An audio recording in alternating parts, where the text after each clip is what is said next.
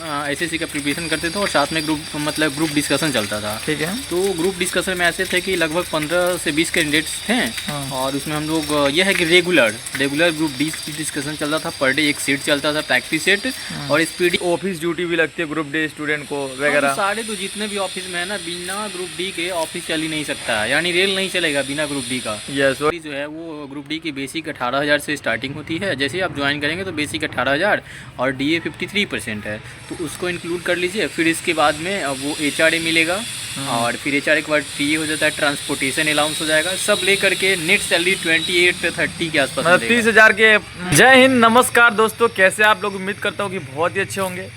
तो group D का जो वैकेंसी आया 32,000 समथिंग, वो बढ़ के इंक्रीज होगी कि नहीं होगी? वो तो डिफिनिट होना ही है। अच्छा, वो इंक्रीज होगी, ठीक है। उसके लिए जो भी स्टूडेंट प्रिपरेशन कर रहे हैं उनके लिए ये वीडियो बहुत ज़्यादा हेल्पफुल रहेगा, महत्वपूर्ण रहेगा, क्योंकि यहाँ पे मैं उनको बताऊंगा कि किस हिसाब से ग्रुप डी की वैकेंसी क्लियर होती है और आपको जो जॉब होती है वो सही में कचरा उठाने वाला या फिर पटरी वगैरह साफ़ करने वाला ही होता है, और कुछ और भी उसमें अच्छे अच्छे पोस्ट होते हैं, आप उसको ले सकते हैं। और सबसे बड़ी बात कि ये एक रास्ता होता है, जरिया होता है आगे के लिए, जो कि आपके लिए गेट खुलता है। वहाँ से आप किसी भी नेक्स्ट एग्ज़ाम का तैयारी कर सकते हैं, प्लस में डिपार्टमेंटल एग्ज़ाम होता है उसकी भी तैयारी करके आप प्रमोशन वगैरह ले सकते हैं। तो चलिए हम बात करते हैं ग्रुप डी सिलेक्टेड कैंडिडेट से, मिस्टर आलोक पटेल से। तो इनसे जानेंगे कि इनका जर्नी, लाइफ जर्नी कैसा रहा, ठीक है। और प्लस में ये जब शुरुआती में जो जॉब लिए उसके बाद इनको किन किन परेशानियों का सामना करना पड़ा। चलिए अपने बारे में कुछ बताइए। देखिए, मेरा नाम आलोक हुआ और वर्तमान में हम टेक्नीशियन ग्रेड 1 के पोस्ट पे कार्यरत हैं। पहले जो मेरा जो वैकेंसी था 2014 वाली ग्रुप डी थी, उससे मैंने सेलेक्ट होकर के ग्रुप डी में ही कमर्शियल डिपार्टमेंट में एज असिस्टेंट के पद पे, यानी कमर्शियल हेल्पर के पद पे मेरा पोस्टिंग हुआ था।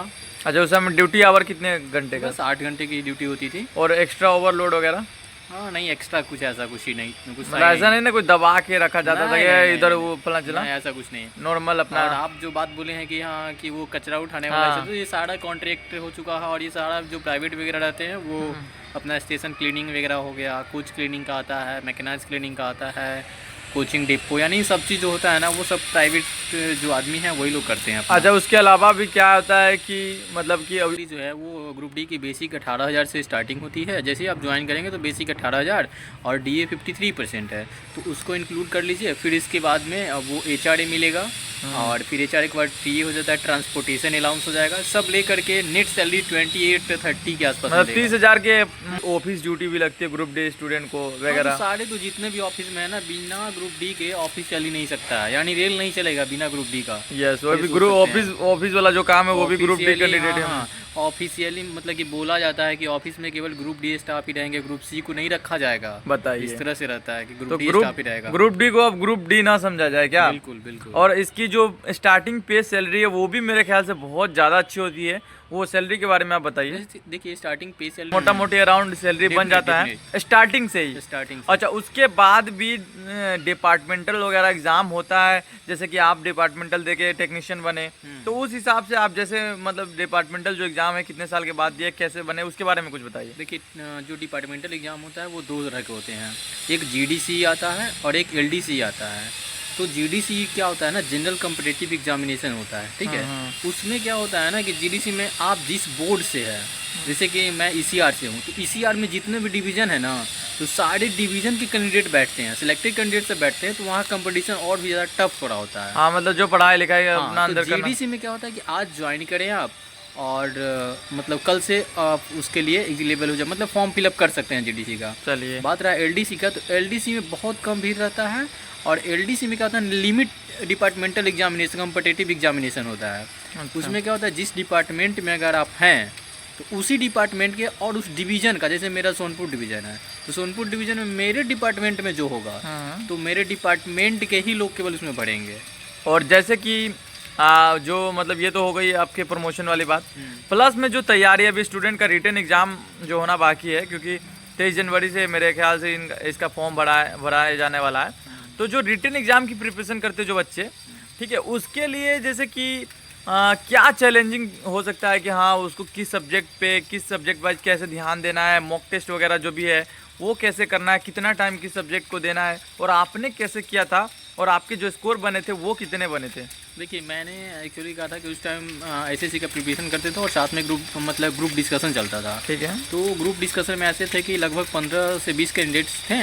और उसमें हम लोग यह है कि रेगुलर ग्रुप डिस्कशन चलता था। पर डे एक सेट चलता था, प्रैक्टिस सेट। और एसपीडी का सामान्य अध्ययन, एसपीडी का सामान्य विज्ञान, फिर लूसेंट और आर.एस. अग्रवाल के मैथ्स। और फिर प्रैक्टिस सेट जो चलता था उससे रीजनिंग हम लोग का कंप्लीट हो जाता था। ये बुक लिस्ट आप फॉलो करते थे पर्सनली? हाँ, मैंने फॉलो किया इसको। ठीक है। फिर इसके बाद जो अभी बात रहा पहले से और अभी का बीच में, तो जो सिलेबस है उसमें काफ़ी चेंजेस देखने को मिला है। फिर भी उसमें क्या है ना, जो प्रीवियस ईयर अभी जस्ट जो एग्जाम हुआ है एलपी टेक्नीशियन का हुआ है, रेलवे रिपीट करता है। रेलवे रिपीटेड करते रहता है, तो उसी पैटर्न को वो फॉलो करे और उसका प्रीवियस ईयर जितना भी मतलब कि पर डे कोशिश करे कि पर डे एक सेट हम प्रीवियस ईयर का बना ले। अच्छा, अभी से टाइम कितना मिलने वाला है? लगभग 3 महीने? लगभग 3 से 4 महीने मिलेंगे उन लोगों को। टाइम पर्याप्त है तैयारी तो करने? इतने महीना में अगर जो जीरो से भी स्टार्ट करना चाहेंगे तो वो कंप्लीट कर सकते हैं।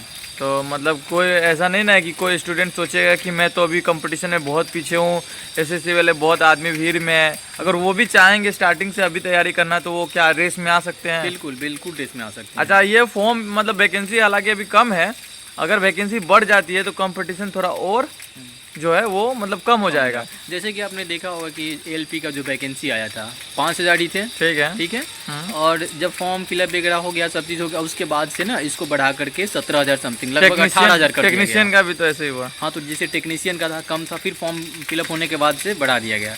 तो इसमें भी ऐसे ही होगा, फॉर्म फिलअप करा लिया जाएगा इतना, फिर लास्ट टाइम फिर एग्जाम होने से पहले ही इस सीट को ना जो वैकेंसी है इसको बढ़ा दिया जाएगा। अच्छा, जो आपने जैसे तैयारी वाली बात करी है, तो उसमें स्टूडेंट को मतलब क्या मतलब फील करना पड़ सकता है मोटिवेशन के लिए? क्या मतलब उनको क्या ज़रूरी है? उनको कैसे पता चलेगा कि उनका जो प्रिपरेशन है वो राइट डायरेक्शन में है सेट से? देखिए, जैसे ही आप प्रीवियस ईयर क्वेश्चन करेंगे उसमें आपको लगेगा कि मेरा आज ना हम बनाए हैं, जैसे एग्जाम्पल ले लीजिए आज। अच्छा, कितना स्कोर उसमें सेट में आने लगेगा तो समझेंगे ठीक ठाक अपने आप को? देखिए 60 to 70 के बीच में अगर आने लगेगा, 62, 63, 65 उस टाइप, अगर 60 आप 60 जो है ना उसको आप टच कर लेते हैं, ठीक है, तो आपका डिफिनिट है ना कि मतलब कि आपका सिलेक्शन होने का चांसेस बहुत ही ज़्यादा बढ़ जाएंगे। चलिए, देखिए एक्चुअली क्या है कि 60 कंप्लीट कर रहे हैं, करेंट वो उसमें जो पूछा रहेगा वो तो और एक्स्ट्रा ही लगते हैं एग्जाम में। उस टाइम का करेंट आप नहीं बना